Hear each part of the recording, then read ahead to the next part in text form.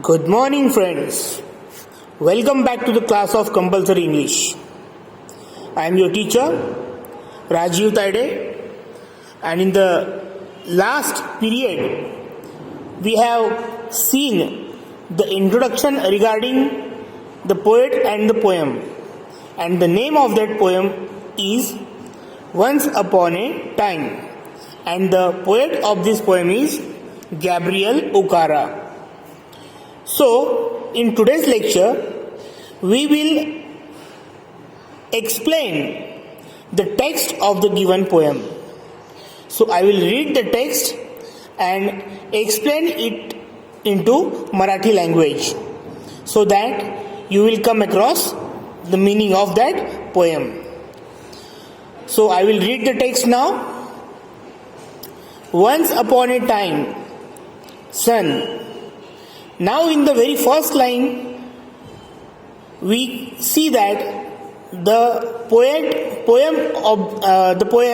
Once Upon a Time is directly addressed to the poet's son. Poet is addressing his son. Once upon a time, एकेकाळी मुला, they used to laugh with their hearts. Poet is saying that the people were laughing with their hearts. याचा अर्थ असा होतो की लोक आपल्या अंतःकरणापासून हसायची. And laugh with their eyes, लोक डोळ्यांपासून हसायची. But now only laugh with their teeth. परंतु आता ती लोक मात्र त्यांच्या दातांनीच हसतात.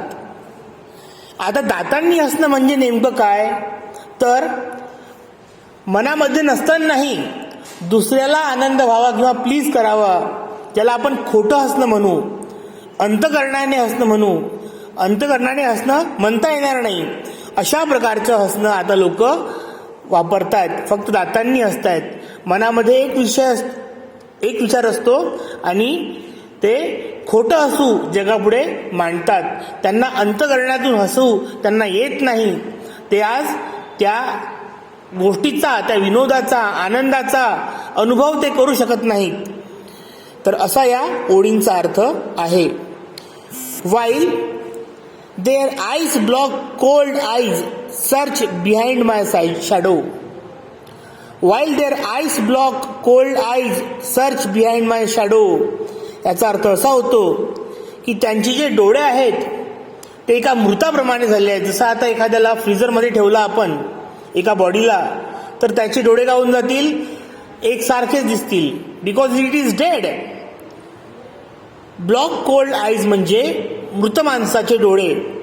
सर्च बिहाइंड माय शॅडो, माझ्या सावलीच्या मागं ते काहीतरी ढुंडाळत असतात, शोधत असतात.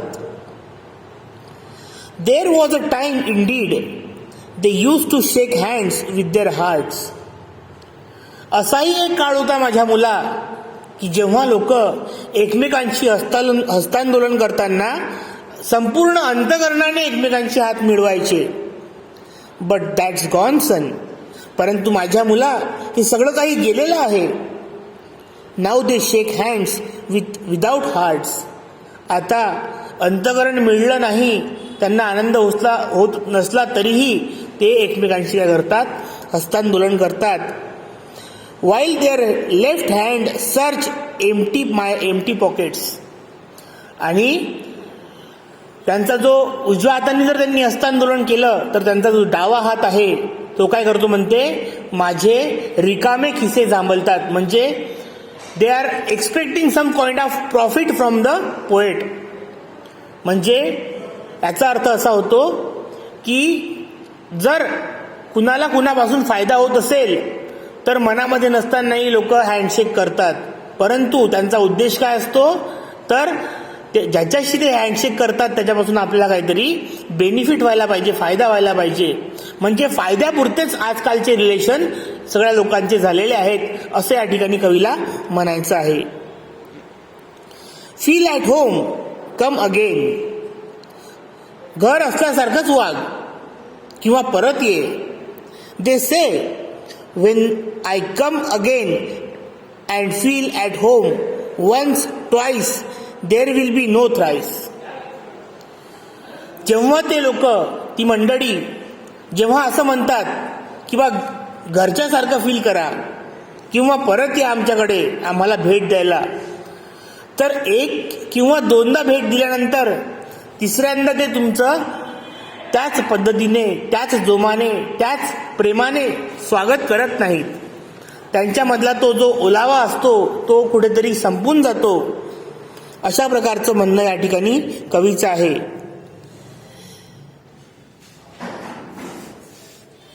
Feel again.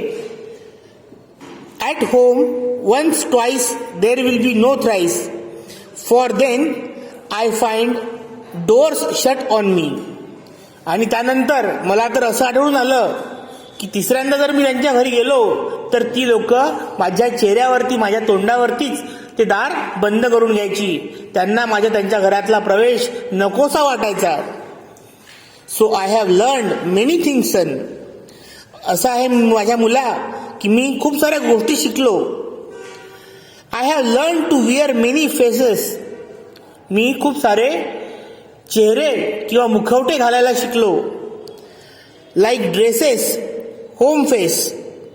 एखादा मनुष्य ज्याप्रमाणे वस्त्र परिधान करतो त्याप्रमाणे लोक चेहरे सुद्धा परिधान करतात.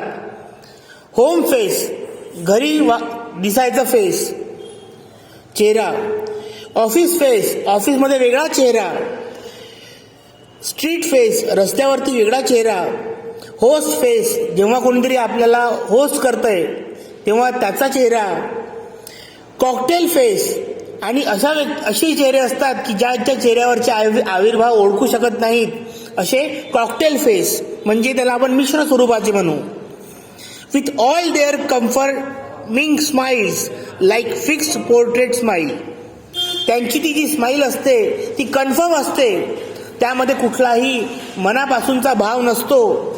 आणि त्यांचं ते फिक्स्ड पोर्ट्रेट, जणू एखाद्याने त्यांचा पोर्ट्रेट काढून भिंतीवरती लटकवलेला असावा आणि त्यात त्यांचा जो स्मित असलेला चेहरा असावा, अशा प्रकारचं कंटिन्युएशन त्यांच्या रिअल लाईफमध्ये सुद्धा त्यांच्या चेहऱ्यावरती दिसतं.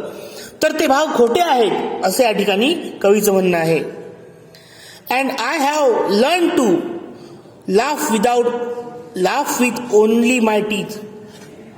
माझ्या मुला, मी हे सुद्धा शिकलो की मनात अंतकरणात नसताना सुद्धा लोकांना खोटं हसू दाखवणे.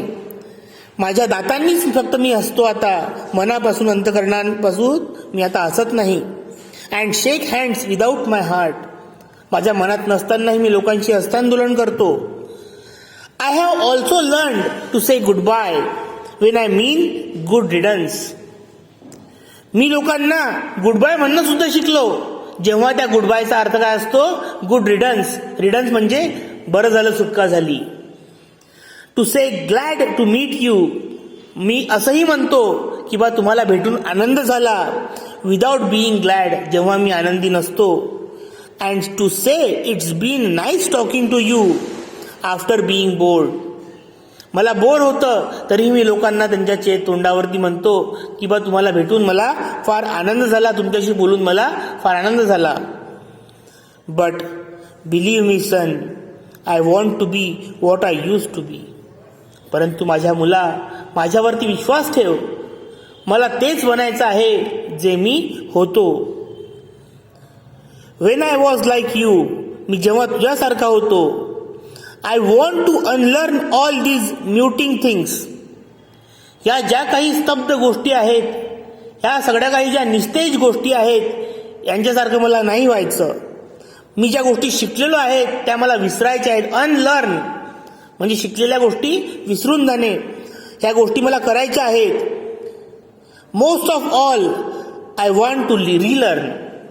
आणि यापेक्षाही मला तुला सांगायचं आहे की मला परत काहीतरी शिकायचं आहे. काय शिकायचं आहे? How to laugh. हसायचं कसं? For my laugh in the mirror shows only my teeth like a snake's bare fangs. मी जेव्हा हसतो आणि माझा चेहरा मी जेव्हा एखाद्या आरशामध्ये बघतो तेव्हा मला असं वाटतं की मला माझे दातच दिसत आहेत.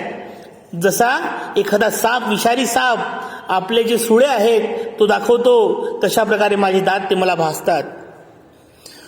सो शो मी सन, तर माझ्या मुला तू मला दाखव, तू मला शिकव हाऊ टू लाफ, हसायचं कसं. Show me how I use to laugh and smile, मला सांग मी कसा हसायचो, मी कसा बोलायचो. Once upon a time when I was like you, एकेकाळची गोष्ट आहे जेव्हा मी तुझ्यासारखा होतो. तर अशा प्रकारे ही पोयम या ठिकाणी संपलेली आहे. एकेकाळी जेव्हा आपला जो कवी आहे तो कवी त्या निरागस मुलासारखा होता आणि त्याला सगळ्या गोष्टींचा मनमुराद आनंद घेता यायचा, परंतु आता तो या दुनियेच्या गफलतामध्ये गुरफटून गेलेला आहे आणि तो खरं जगणं, खरं वागणं तो विसरलेला आहे. आणि तो तुझ्या मुलाला म्हणतो मला परत शिकव की जगायचं कसं, हसायचं कसं, निखळ कसं असायचं. तर अशा प्रकारची ही भावना वन्स अपॉन ए टाइम या कवितेमधून गॅब्रियल ओकारा या पोएटने आपल्याला सांगितलेली आहे. So enough for today. We have completed this poem and hopefully you have understood the things well. Still, if you have any kind of problem, you can call me. Okay? So take care. Goodbye.